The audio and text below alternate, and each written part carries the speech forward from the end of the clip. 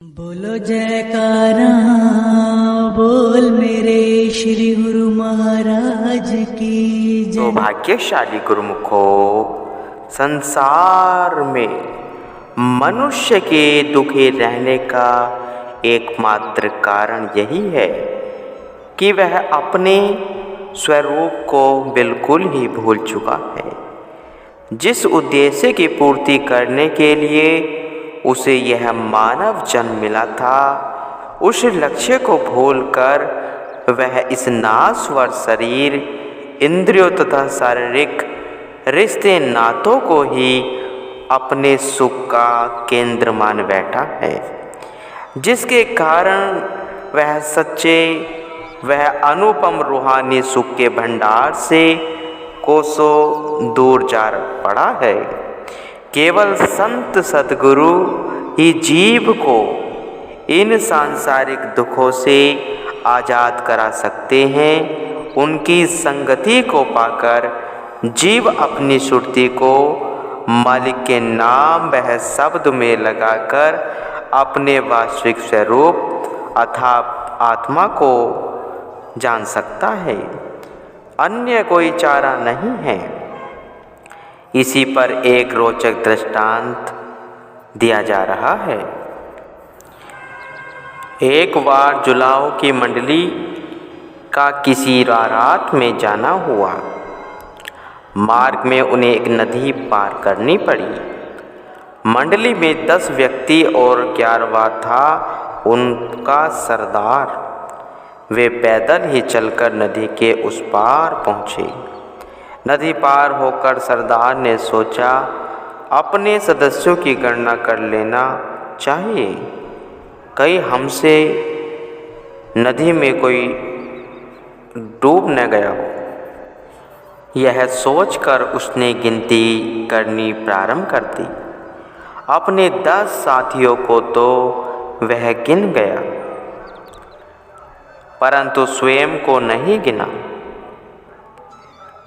गिनती करने पर जब कुल 10 व्यक्ति हुए तो सरदार अत्यंत चिंतातुर होने लगा।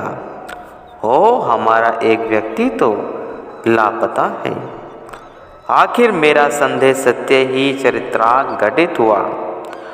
अवश्य ही हमारा एक व्यक्ति नदी की भेंट हो गया। उसने पुनः गिनना आरंभ किया और इस बार भी अपने को छोड़कर 10 ही गिने। उसकी चिंता बढ़ने लगी। कई बार सरदार के गिनती गिनने पर भी 11 सदस्य पूरे न हुए। तब सभी सदस्यों ने भी बारी बारी से गणना की।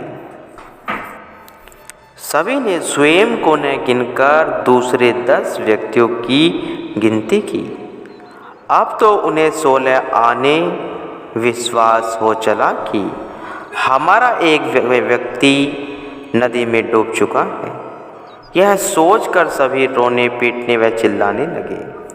हाय, हमारा एक आदमी नदी में डूब गया, अफसोस है, हमारा बड़ा नुकसान हो गया। इस प्रकार उन्होंने रो रो कर आसमान सिर पर उठा लिया था।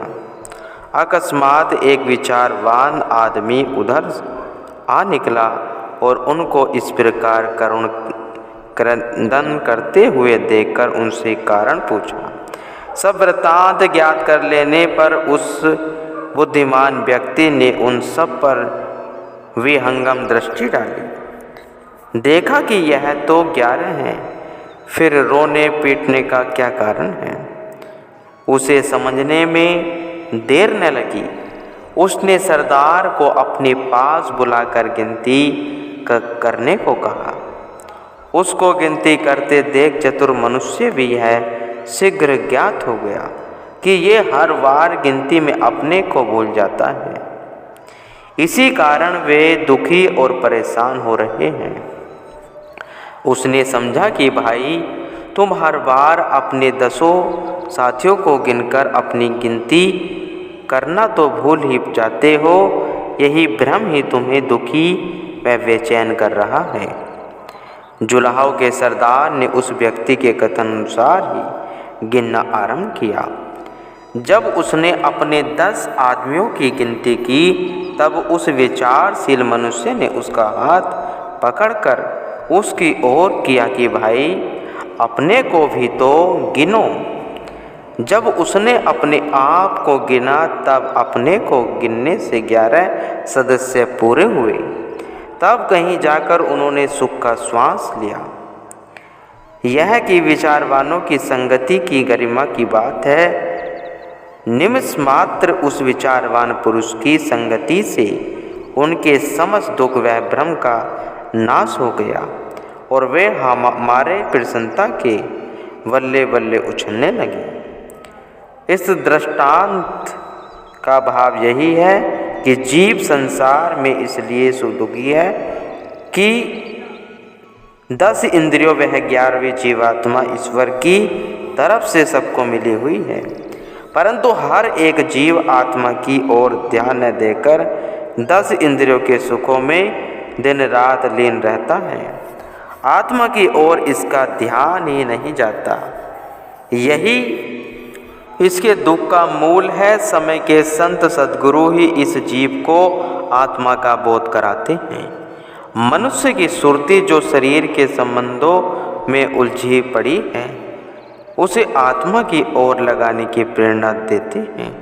जैसे जुलाहो ने जब विचारवान व्यक्ति की प्रेरणा से अपनी ओर ध्यान दिया तब उनके भ्रम व संशय दूर हो गए। इसी तरह से सद्गुरु के उपदेश द्वारा जब जीव अपनी आत्मा की ओर ध्यान देता है तथा उसे ही अपना सच्चा साथी समझता है तब ही यह जीव सुखी हो सकता है।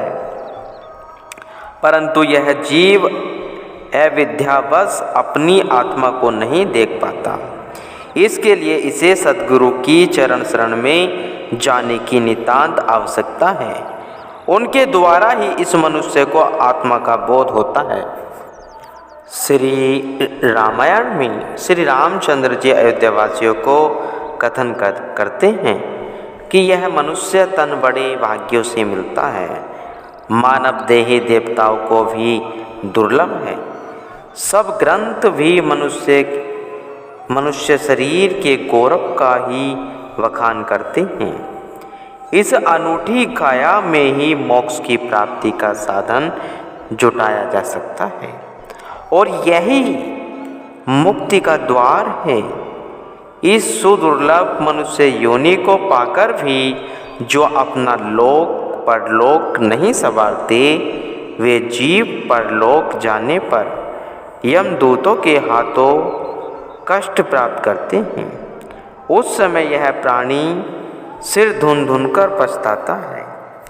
कभी कहता है कि मुझे समय नहीं मिला, कभी कहता है मेरे कर्मों में भक्ति करना ही नहीं वदा था, और कभी कहता है कि ईश्वर ने ही मुझसे भक्ति नहीं करवाई।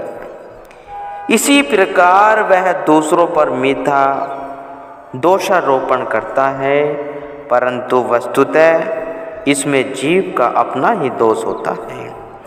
किए हुए कर्मों का दंड तो उसे भोगना ही पड़ेगा। अब विचारने योग्य बात यह है कि इस मनुष्य तन में अपना परलोक कैसे संवारा जा सकता है। इसी विषय पर एक शिक्षाप्रद दृष्टांत यहाँ दिया जा रहा है। किसी देश में कोई राजा रहता था, बड़ा धर्मात्मा, प्रजा वत्सल। उसके शासन काल में प्रजा बहुत सुखी थी। राजा भी यद्यपि सुखपूर्वक जीवन जी रहा था। उसे किसी प्रकार का अभाव न था। अभाव था तो केवल यह कि वह निसंतान था। जब वह भक्ति परायण सम्राट स्वर्ग सिधार गया तो मंत्री वह दरबारी गण आदि सबके समक्ष यह समस्या खड़ी हुई कि राज्य का उत्तराधिकारी बनकर प्रशासन की भागडोर कौन संभाले। बड़े बड़े गणनीय मानवीय व्यक्तियों ने काफ़ी विचार विमर्श करने पर यह निर्णय किया कि वोट डाले जाएं। जिस व्यक्ति का नाम पर निर्धारित क्रम अनुसार सबके अधिक मतपत्र निकले उसे ही 5 वर्ष के लिए राज्य दिया जाए और 5 वर्ष पश्चात उसे राजपद से हटाकर वन में भेजा जाए। इस निर्णय को सभी ने सहर्ष स्वीकार किया, जिससे यह नियम उस राज्य में लागू हो गया कि प्रत्येक 5 वर्ष पश्चात मतदान होता और जिस व्यक्ति के पक्ष में अधिक वोट पड़ते उसी को ही 5 वर्ष का राज्य संचालन कर बाहर दिया जाता। 5 वर्ष पश्चात उसे राज्य गद्दी से हटाकर नदी पार वन में छोड़ आते, जहाँ की घना जंगल था और हिंसक पशु। अंत में वह राजा हिंसक पशुओं का शिकार बन जाता था। इसके अतिरिक्त होना भी क्या था, उसे वह वन में। इसी सिद्धांत अनुसार प्रत्येक राजा 5 साल का राज्य मिलने पर खाने पीने, क्षणिक वैभव, सुख आदि में लीन हो जाता और यहाँ तक कि 5 वर्ष पश्चात मिलने वाले आगामी कष्टों की तनक भी स्मृति उसी न रहती। यद्यपि यह नियम सभी को ज्ञात था कि निश्चित अवधि के उपरांत उसे नदी के उस पार घोर जंगल में जाना होगा। साथ ही उसे अपने ही पूर्व राजाओं का समस्त हाल भी ज्ञात होता था, किंतु माया इतनी प्रबल है कि सबके इसके मोहक जाल में मन की इच्छाओं से पूर्ति हेतु राग रंग वह चमक दमक में इस प्रकार तत्लीन हो रहते कि 5 वर्ष उनके स्वयं के न्याय बीत जाते। निश्चित समय हाथ से निकल जाने पर वे वन्य पशुओं के हवाले हो जाते, पर अब पछताते होत क्या। इसी प्रकार जब देश के कई युवक राज्य भोग चुके, तब एक ऐसे युवक की बारी आई जिसका कि इस दृष्टांत में वर्णन चलना है। वे सत्संगी साधु सेवी पूर्ण गुरु का शिष्य था। जब उसे सूचना मिली कि राज्य सिंहासन पर बैठने का तुम्हारा नंबर है, तो सूचना पाते ही वह गुरुदेव की शरण में गया और सादर दंडवत अभिवादन करने के पश्चात हाथ जोड़कर विनय करने लगा, भगवान आप इस देश के होने वाले प्रत्येक सम्राट की परिस्थिति से परिचित तो हैं ही। अब मेरी बारी है, इसलिए इस सेवक को कृपा कर शुभ आशीर्वाद देने की अनुकंपा कीजिए। श्री गुरुदेव जी ने 5 वर्ष के कार्यक्रम के संबंध में शिष्य को सब कुछ समझा दिया और आशीर्वाद भी दिया। अपने गुरुदेव से आशीष और आज्ञा पाकर युवक भक्त लौट आया। निश्चित दिन आने पर उसे सिंहासन रूढ़ किया गया। गुरुमुख तो वह था ही, साथ ही उसे प्राप्त था पूर्ण गुरुदेव का कृपा पूर्ण शुभ आशीर्वाद। जहाँ महापुरुषों का आशीर्वाद प्राप्त हो, वहाँ पर फिर कठिनाई या दुविधा का तो प्रश्न नहीं उठता। हर तरफ सफलता ही सफलता हस्तगत होती है। श्री आज्ञा अनुसार उसने सबसे पूर्व नदी पार के समस्त वन को प्रथम वर्ष में कटवा कर साफ करवा दिया। शासन काल के दूसरे वर्ष में उस वन खंड में पानी छुड़वा दिया, ताकि कंटीली झाड़ियों की जड़ भी निकलवा दी जाए। तीसरे वर्ष में रमणीय बाग बगीचे आदि लगवा दिए। चौथे वर्ष में लोगों के ठहरने के लिए मकान और बाजार बनवाए। शहर के बाहर भीतर आने जाने के लिए सड़कें वह जन सुविधा हेतु कुएं, तालाब, बावली, पार्क, अस्पताल, स्कूल आदि स्थापित करवा दिए। घोड़े, गाय, बकरी आदि पालतू पशुओं के लिए अलग प्रबंध करवा दिया। स्कूल आदि स्थापित करवा दिए। घोड़े, गाय, बकरी आदि पालतू पशुओं के लिए अलग प्रबंध करवा दिया और इधर के राज्य का समस्त कार्य भी उचित प्रणाली से चलता रहा। हुआ यह कि 4 सालों में वहाँ एक अद्भुत भव्य भवनों से युक्त नगर बस गया। वन का तो वहाँ नाम तक न रहा था।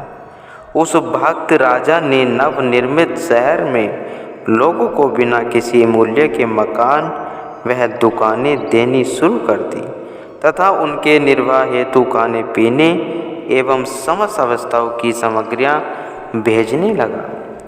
लोगों को अब वहाँ किसी प्रकार का भय न था, क्योंकि अब वहाँ निर्जन वन न रहा था और न ही वन पशु अतः निर्भीक हो काफ़ी संख्या में इस देश के वासी सहर्ष वहाँ जाकर बसने लगे। 4 वर्ष बीतने के साथ साथ वह नव नगर आबाद हो गया। समय बीतने देर न लगती है।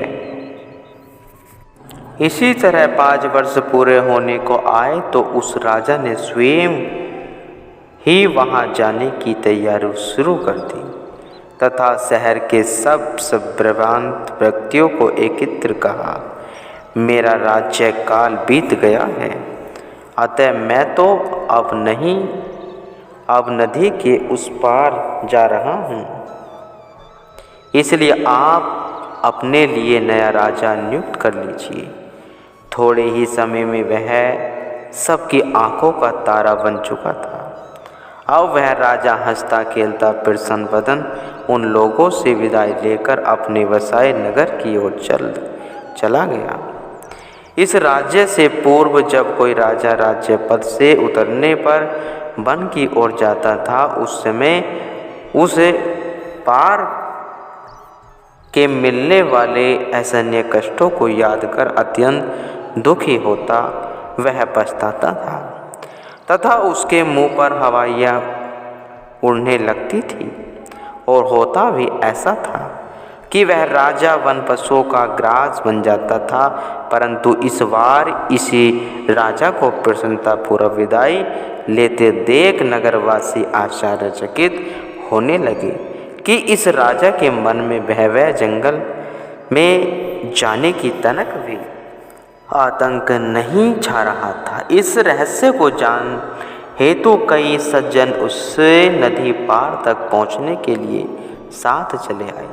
नदी पार पहुँचने पर सबके आश्चर्य की सीमा न रही कि इस ओर तो पूरा नगर ही बस रहा है तथा इस राजा के स्वागत हेतु वहाँ के वासी बैंड बाजों सहित उसे सादर लिवाने के लिए सुंदर सी पालकी लेकर प्रतीक्षा में खड़े हैं। जंगल को भव्य नगर में परिवर्तित हुआ देख यहाँ के लोग जो राजा को विदा करने के लिए आए थे, पूछने पर इन्हें ज्ञात हुआ कि यह सब कार्य इसी राजा ने ही किया है। वह भक्त राजा भी धूमधाम के साथ पालकी में बैठ नवनगर की ओर प्रस्थान कर दिया। उसकी विलक्षण प्रतिभा को देखकर वह लोग सोचने लगे कि हमें भविष्य में ऐसा दूरदर्शी व विचारशील राजा मिलने का नहीं, क्योंकि इससे पूर्व कई नवयुवक सम्राट 5 वर्ष का राज्य भोगकर जंगली जानवरों का शिकार बन गए हैं। कारण यही है उन्होंने मात्र भोग ऐश्वर्य में ही अपने अमूल्य समय को खो दिया और अपने भविष्य के लिए कुछ भी अर्जित न किया। इसलिए ऐसे विवेकवान राजा साहब को ही अपने देश का सम्राट बनाना चाहिए। इस प्रकार उसके गुणानुवाद करते हुए अपने नगर में लौट आए। अब कुछ सज्जन एकत्र विचार विमर्श करने लगे कि अब हमें अपने लिए जो नया राजा नियुक्त करना है, क्यों न इसी को ही अपने देश का राजा बनाना चाहिए, क्योंकि इससे पूर्व हमें भी हर 5 वर्ष नया ने की कठिनाई होती थी। साथ में कई युवकों का जीवन भी समाप्त हो गया और राज्य में उन्नति नहीं कर पा रहा था। अतः इस राजा को राज्य कार्य सौंपने से हमारी समस्या भी दूर हो जाएगी। ऐसा विचार दृढ़ कर वे लोग नए नगर में भक्त राजा के पास गए और अपने विचार उसके समक्ष प्रकट किए। हम सब यही सलाह की है, यहाँ के राज्य के साथ साथ आप वहाँ का भी राज्य संभालेंगे। उनके द्वारा किए गए विनय को इस गुरु भक्त राजा ने स्वीकार कर लिया और वह राजा अपने गुरुदेव जी के वचन अनुसार शासन करता हुआ दोनों राज्यों का कार्य सुचारू रूप से करने लगा। गुरुमुख हो।